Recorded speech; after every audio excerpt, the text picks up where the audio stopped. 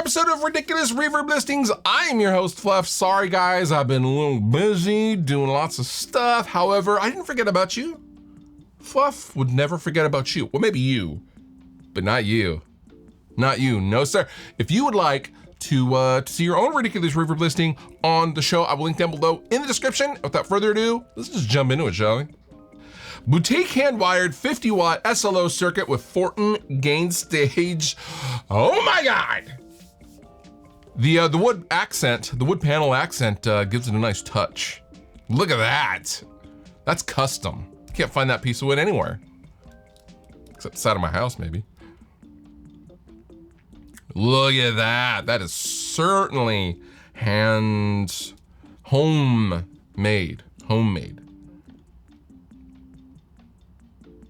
Oh my goodness. I mean, I guess the wire job doesn't look that bad, if I'm honest.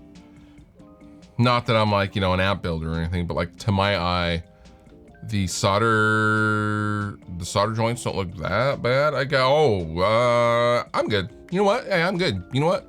Check that amp out at your house. Check it out. Cause I'm good. I don't wanna, oh boy. This business right here, that's worrying. Again, I'm not an amp designer, but these things, these floating, I don't know about that. It certainly has a lot of charm.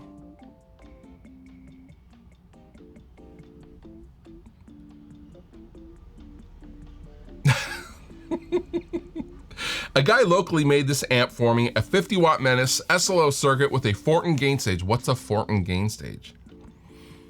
A cascading gain stage, like it's been done since the mid-80s with the SLO. This little amp packs a huge punch, perfect for any high gain music. $1,100. $1,100. Could be yours. Raytown, Missouri. Whew. Certainly ridiculous. Next listing. Mesa Boogie Dual Rectifier Revision D 1992 for $12,500. Just a second. $12,000. Get out of here. I also own a Revision D that is also very, very clean. I did not pay $12,000 for it. Paid $11,500 for it. I'm kidding. That's just a joke. It's a very clean amp. Has the very rare but legit chrome on chrome config. Pretty cool. Don't really see that very often. You see them here and there, but especially in these early ones. Head shell appears to be very clean. It's a very, very clean amp, I will say. Wow. Yeah, and that's all the pictures we get. What serial number was this? 264. That's an earlier Rev D. Mine's 334.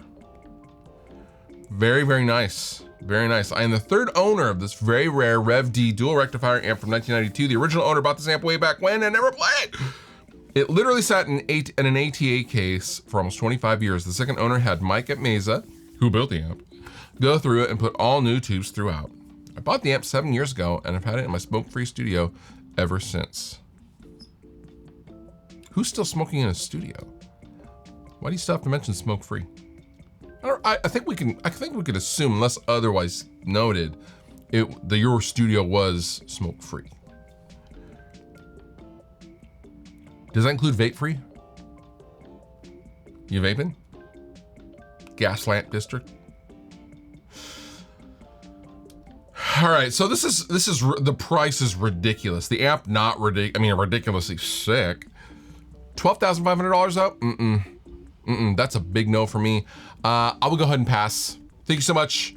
I'm done with $12,000 dual rectifiers. Next, we have a DCG X9 2002 neon green. And we have, oh my goodness, look at this. It looks like, this guitar looks like pieces were found around the house, around the garage, the wood shop, and were glued together. And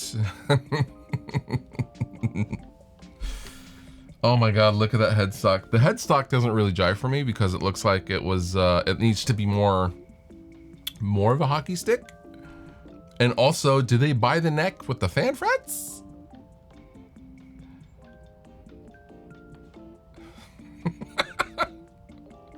There's no cover on the back cavity. There's no, why is that square in the back? Right behind the bridge?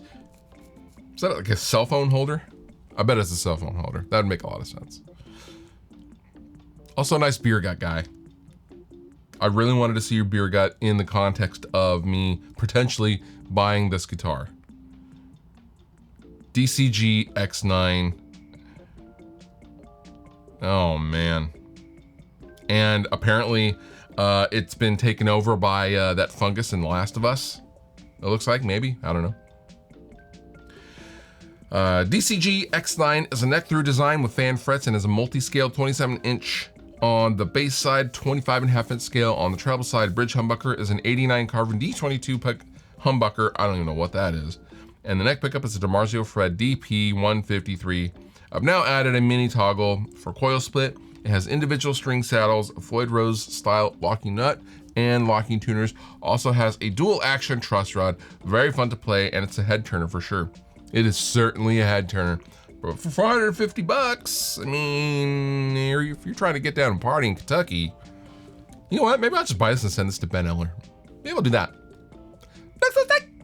Next up, we have a Gibson 1981, the SG Standard warranty card, white and blue for 65 big ones, guys.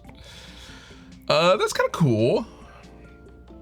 Gibson fretted instrument. So these were the warranty cards that would come with your instrument should you buy a new guitar in the early 80s, right? Late 70s, early 80s. They probably used these for a lot of years. And they wanted to know more about what you did. And they even want to know things like, if you're a professional musician, how much money are you earning from performing? What a weird question. Are you a rock star? Like, imagine Neil Schon filling this out in the early 80s in Journey. Not that he would fill it out, but still. Gibson, I mean, it's pretty cool. It's definitely a vibe. It's very, very clean looking. 65 bucks, that's not ridiculous. I mean, that's not the most ridiculous thing we've had on here for sure. However, it's still pretty cool. It's a shame that it says the SG Standard Natural, because if it was totally blank, that would actually be more applicable to obviously more instrument owners that have early 80s Gibson instruments. But also, I don't think the SG Standard, the SG, is that common anymore, and they're not that expensive, so I don't know. That's still pretty cool though. 65 bucks. Next, we have a Squier Bullet Series Standard Stratocaster from 1995. Oh my God. Okay, now first, I know what you're thinking. Look at that route. Isn't that nuts, Fluff? To which I would say, no, all of the Squier Bullet Strats came like that. It's just missing its pickguard, so you never knew. All of them came like that, so they could do any pickup combination, you know, that they wanted to easily. The bodies were basically just gutted. It's pretty wild, right? This guitar has had a very, very tough life. Look how the jack is taped on with gaff tape. It's not even screwed down anymore. Sticker says sucks because it's very self-aware. And boy, that is dirty. That's just a dirty guitar. I mean, clearly they just threw it in their yard and just like, let's take some pictures of it. Oh man, poor guitar. It's missing all of the tuning, the tuning ferrules. Oh man.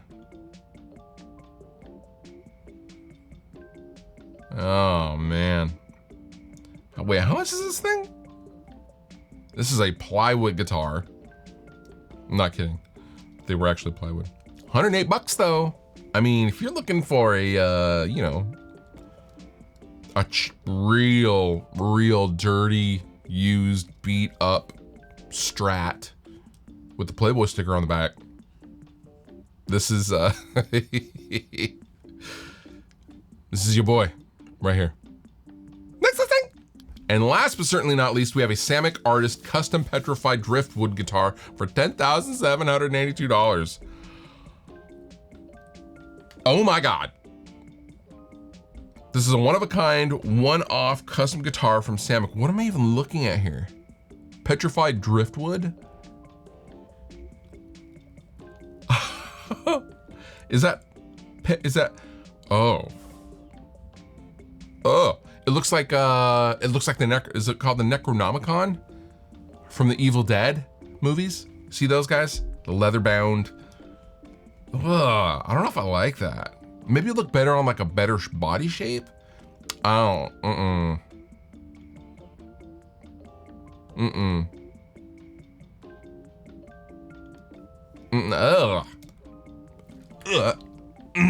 Excuse me. I don't think I would like that very much. That can't feel that great. I mean, I'm sure you don't really feel it, like especially on the neck, but like, I don't really like that. It's all torn up looking. It looks like old leather or something. I see faces. Do you guys see faces? I see faces. They're all staring at me. And you. You're welcome. Ugh, I don't like that at all. That is not for me. That is not for me. How much? $10,700. This is a NAMM guitar. Okay, that makes sense. I don't know, it just seemed kind of weird that someone would be like, hey, let's take this petrified driftwood that we found on the beach and make a guitar of it. It's for NAMM. All the weird stuff is at NAMM. God, that's so weird. $10,782 though could be yours. That is certainly ridiculous. And that concludes this episode of Ridiculous Reverb Listing. If you would like to see your own listing on the show, I will link down below in the description. And with that, you've been wonderful. I've been Fluff. Thank you so much for watching. We'll see you next time.